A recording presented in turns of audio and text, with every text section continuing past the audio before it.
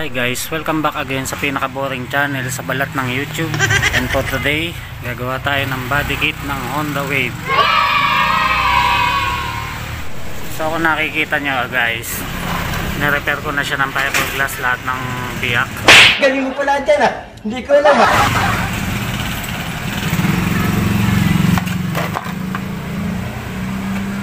So, ang daming ang tama, no? Oh no! Wala talaga akong makitang mali sa body kit na to, kasi puro siya tama. Yan o, puro tama talaga makikita nyo. No, ulit-ulitin ko pa ba? Dami niyang tama, para siyang galing sa digmaan.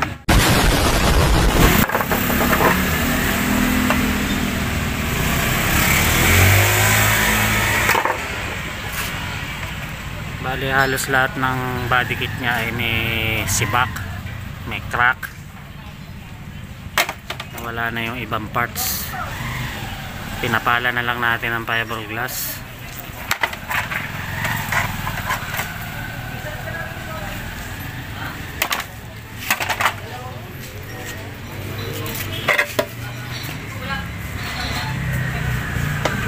So ito, very challenging part yung mga ganito, kasi natanggal na yung parts nya. So pagtatagpuin natin ang fiberglass,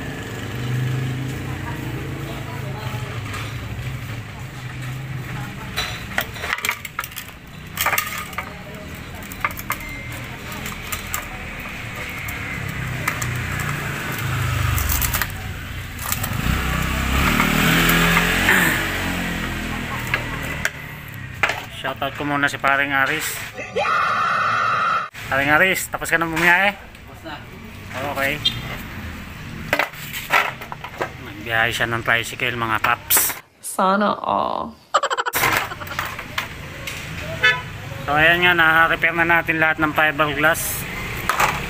Bali yung gagawin natin ngayon is kakat natin yung mga sumobra bago tayo magmasilya. Walang kukurap!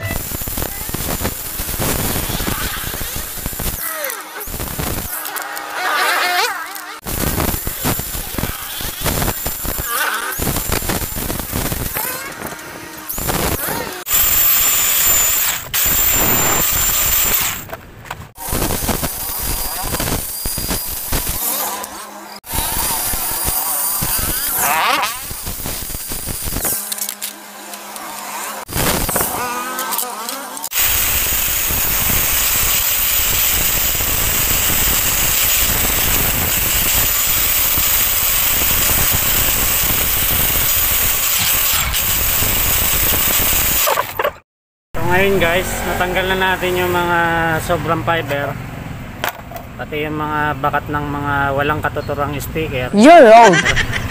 Tinatag na rin natin. Pwede na tayo magmasilya.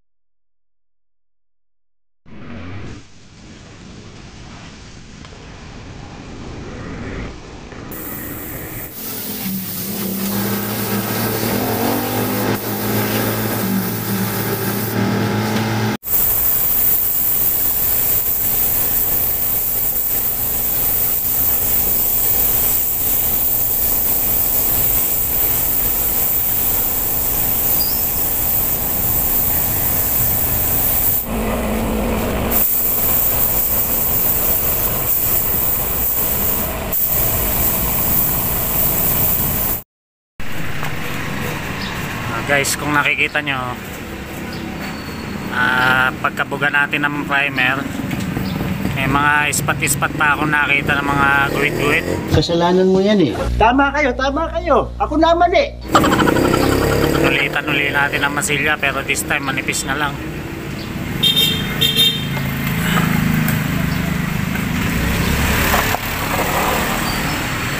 Kaya maninipis na lang siya para matabunan yung mga guhit. Dali na itong lihain. Ito na nga siya mga idol, no? Nalihan na ulit natin. Wala na yung mga guhit niya.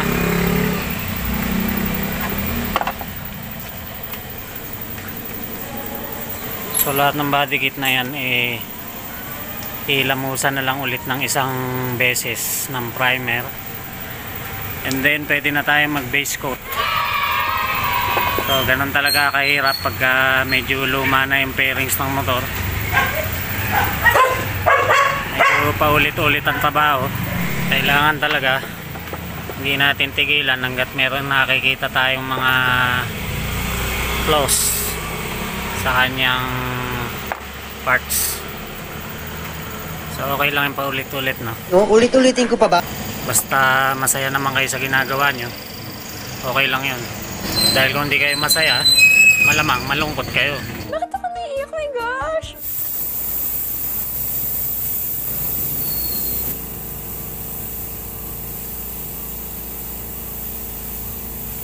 A few moments later. Ano nakikita nyo to, guys? So yan nga ang hirap pagka ang pinatungan yung pintura ay mga ready mix, yung mga Pilox, mga Bosney. Nagkakaroon siya ng ganyan. Isang pagkakamali mo pa. Nagkakaroon siya ng wrinkles kasi hindi niya kaya yung tapang ng pintura natin na may halong thinner. So ito pa, lumulubot siya. Nagkakaroon siya ng wrinkles. I-repair pa uli natin yan. So yung iba wala naman. Maliban dito sa isa na to. Dito lang tayo nahirapan. So kaysa magbakbak pa tayo ng pintura, yung mga nagkaroon ng wrinkles, pinabunan na lang natin ng masilya ulit. Pabor pa nga sa may-ari yan kasi isipin mo yung motor niya naging bulletproof na sa kapal ng masilya. Wow, grabe. Wow naman. Wow. So naliha ko na naman siya, guys, no? Hindi ko na lang ipinakita kasi nakakapagod manood ng pagliliha. Ayoko naman napapagod kayo. Hiyang-hiya naman ako. So pa-primeran na natin siya ulit. Sana wala nang mag-wrinkle sa kanya.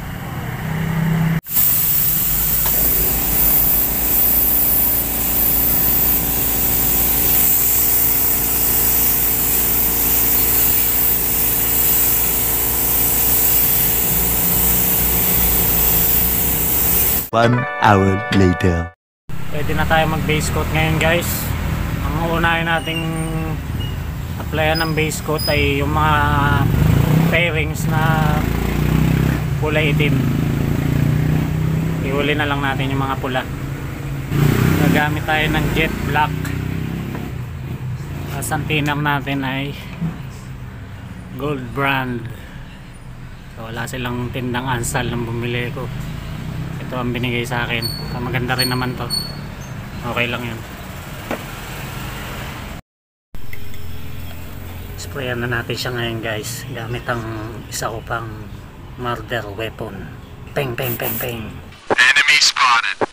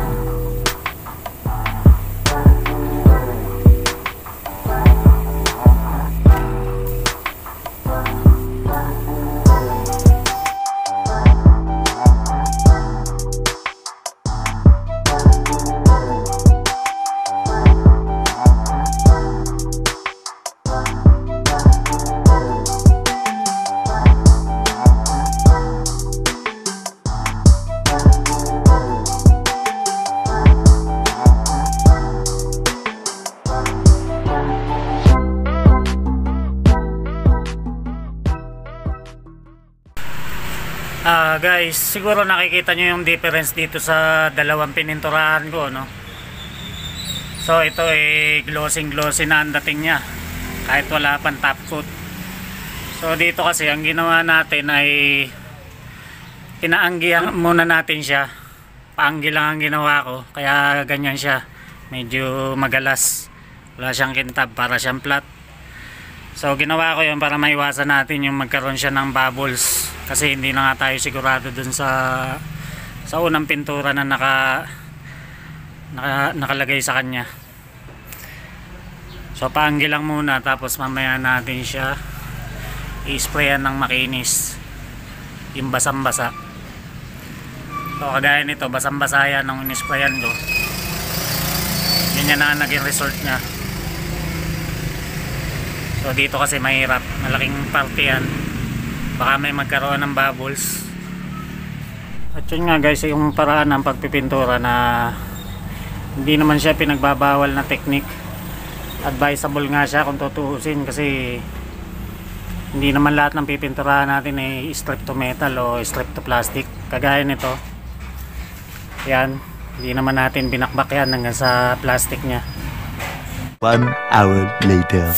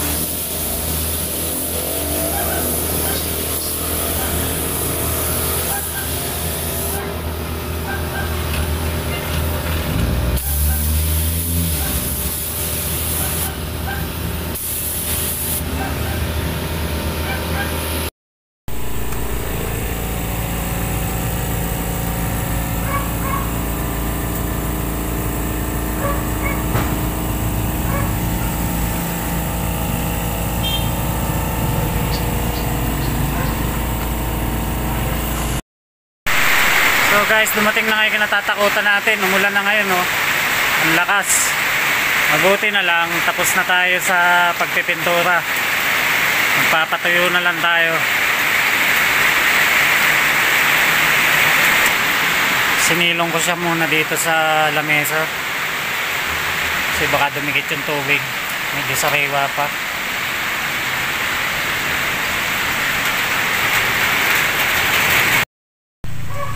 So guys, ito na yung finished product niya, no? Ngayon, ang gagawin natin ay ang durability test. Susubukan natin siyang ilaglag mula dito sa second floor. Oh, no! Lalaglag natin siya doon sa kalsada. Talaga nabagsak ako dyan.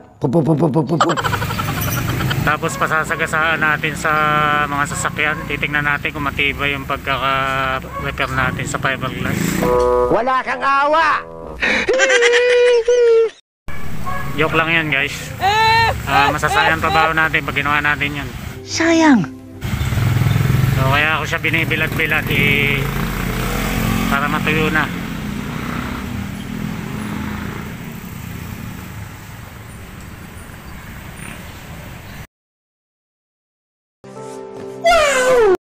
So yun nga guys, gabi na naman, natapos tayo ng 3 PM at ito yung pinaka last result ng ating project, na kung ikukumpara natin doon sa itsura niya nung bago tayo nag-umpisa, malayong malayo na. So bakit ko nasabi yun? Kasi nga ito, example ko to sa inyong isa. So dati guys, putol na yan dito, dinugtong natin ng fiberglass. So kung sa iba nga yan, talagang papalitan na yung mga body kit na yan. So sana nakatulong sa inyo yung video na to, para magdalawang isip kayo kung itatapon nyo ba talaga o hindi yung body kit ng motor nyo. So yan, magkabila yan, putol na siya kasi wala siya sigurong suportang aluminum dun sa likod ng motor, kaya nauupuan siya. So ang dami natin ni-repair dyan, no? Lalo na tong isa na to, yung grinder natin nung una, ang daming bakat ng sticker. Tapos in-sprayan siya ng mga ready mix na hindi natin alam kung anong brand, Bosni o Pilox, Samurai Paint, basta yung mga ready mix na nakalata. So yun nga guys, pag yan ang pinatungan mo ng 2K na pintura, mga urethane, hindi niya kakayanin yung tapang ng thinner. Matapang talaga yung mga thinner na nabibili ng mga Ansal o kaya kagaya ng binili ko na gold brand. So masyado siya matapang, nanununtok. So yung ang tendency nun, pag pinatungan mo yung mga in-sprayan nila na mga ready mix, kundi siya magkakaroon ng wrinkles, magkakaroon siya ng bubbles. So doon nga tayo nahirapan, no? Tapos itong isa na to, dati nga putol siya dito, diyan tayo nag fiberglass kasi dito sa loob puno siya ng steel epoxy. Ayan, hindi ko alam kung sino naglagay niyan. So hindi na ako dyan nagtapal ng fiberglass, dito na tayo nagtapal. Tapos nagmasilya tayo. So layo na rin ang itsura niya, no? Poging-pogi na siya ngayon.